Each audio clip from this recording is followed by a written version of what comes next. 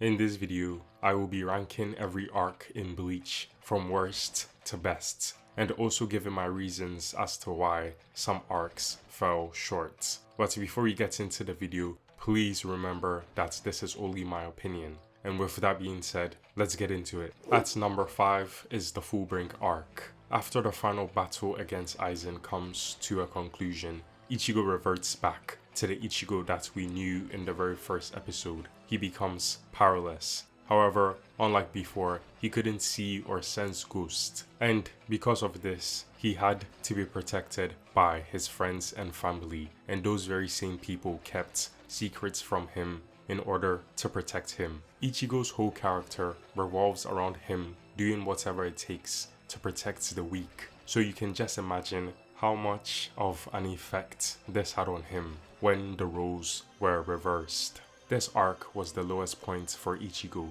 Tsukishima was probably his biggest obstacle. Not only did he physically abuse him, but he also literally had Ichigo's loved ones in the palm of his hand. And guess what? Ichigo could do absolutely nothing about it. All he could do was run. And as a reader, this was absolutely devastating to see. Luckily, these hardships were only brief, because the Ichigo that we all know and love made his return. The reason why this arc came at number 5 is because I just didn't find Ginjo as interesting as Aizen, and the Fullbringers were kind of forgettable. However, I really liked Tsukishima. His Fullbring was what caught my eye the most. Book of the End gives him the power to place his existence into the past of others. This is one of my favorite abilities in Bleach, but with that being said, I was very irritated at the fact that Tsukishima didn't just use Book of the End on Ichigo at the very beginning of the arc. This was the obvious thing to do, but nope.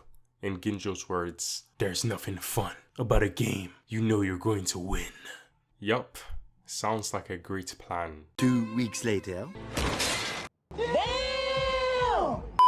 Anyways, this arc had so much potential, but unfortunately, it didn't reach its peak because there wasn't enough chapters. It would have been really interesting to learn how exactly Ginjo became the first substitute Shinigami and what the Soul Society was like during that time. Some of this information has already been revealed in the light novels, but regardless of that, I think it deserves to be in the official manga. Kubo took a very big risk by removing the Soul Reapers from the story for such a long period of time, and unfortunately that risk was not worth it at all, because Bleach's manga sales started to decline when this arc was introduced. It just wasn't able to captivate the readers.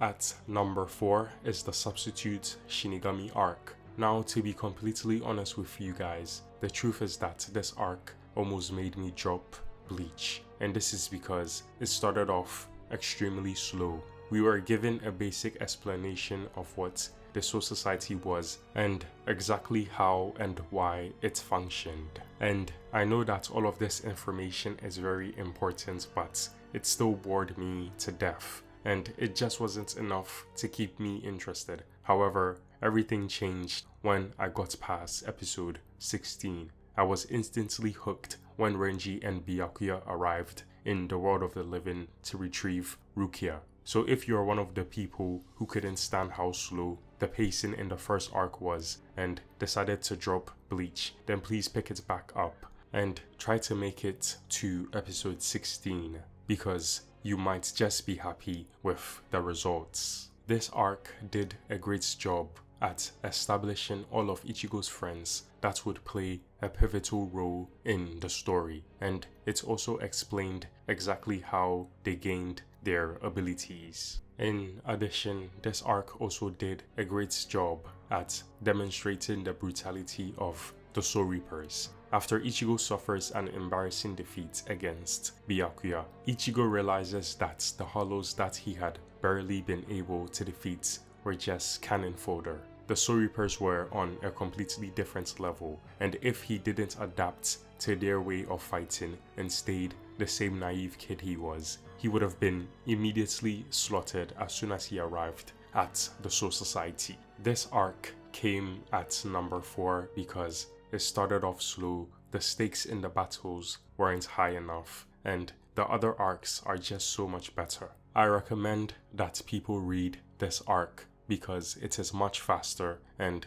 more enjoyable than actually watching it. At number 3 is the Soul Society arc. Oh boy, this is the arc that every anime YouTuber likes to put on a pedestal. It is constantly being praised by the average anime fan, and to be honest, this arc deserves all of the appreciation it gets. Ichigo going up against literal death gods with the hopes of rescuing a friend was absolutely mind-blowing.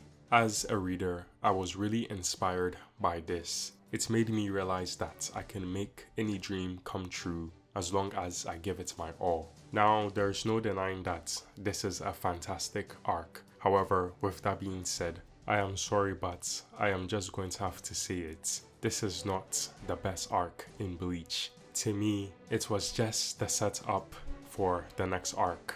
Regardless of my opinion, I would be lying if I said that I don't understand the hype around this arc. It was in this arc that we were first introduced to fan favorites like Toshiro and Kenpachi. More information about the Soul Society was revealed. We witnessed dozens of Zanpakutos and what exactly their Shikai and Bankai could do. And of course, the big plot twist at the end of the arc was the icing on top. Each character's backstory was revealed, and the reasons why they were fighting were also explained. And finally, Ichigo does not only succeed in saving Rukia, but overall, he helped develop the entire Gotai 13 by making them realize that rules aren't always meant to be followed, and that sometimes it's better to break them and do what you think is right. At number 2 is the Thousand Year Blood War. It really hurts me that I can't place this arc at number 1 because Tite Kubo absolutely killed it at the beginning of this arc. But unfortunately, during the last couple of volumes, the writing started to decline. However, unlike the anime community, I will not bash Tite Kubo for this. As sad as it sounds, Kubo-sensei is a human being. He is not a robot. We can't expect him to consistently drop chapters every week for 15 years straight without him breaking down. The hard truth is that his health was declining. It came to the point where he even felt like giving up, but he didn't. He put his health second and his fans first. So even if you don't like Bleach, I think that we can all agree that he deserves his respect. What I loved most about this arc was the introduction of the Storm Ritter. These were characters with intricate abilities, and unlike the Espada, who were easily cut down, the Storm Ritters were actually a huge threat to the Soul Reapers. But unfortunately, just like the Fullbringers, several of the Storm Ritters were forgettable. We barely know anything about them, and a large number of them concluded their roles in the story without even being developed. Luckily, the same fate didn't fall on the Soul Reapers. A huge amount of them went through memorable developments. Kenpachi finally forms a bond with his Zanpakuto. Unohana is able to successfully pass the Kenpachi title to its next successor, and Ichigo learns to accept every being within him. The world building in this arc was great, but it could have been better. We were able to learn more about the history of the Soul Society and the Quincy's. The ending of this arc was probably the biggest disappointment for me. Everything was rushed, therefore leaving an endless amount of unresolved plot points. Unfortunately, this was a missed opportunity, but hopefully the anime will expand on the plot points and give fans the closure we deserve. Now, without further ado, at number 1 is the Arrancar arc. Before you lose your mind, hear me out. A lot of people claim that the Arrancar arc was the downfall of Bleach, and that whatever came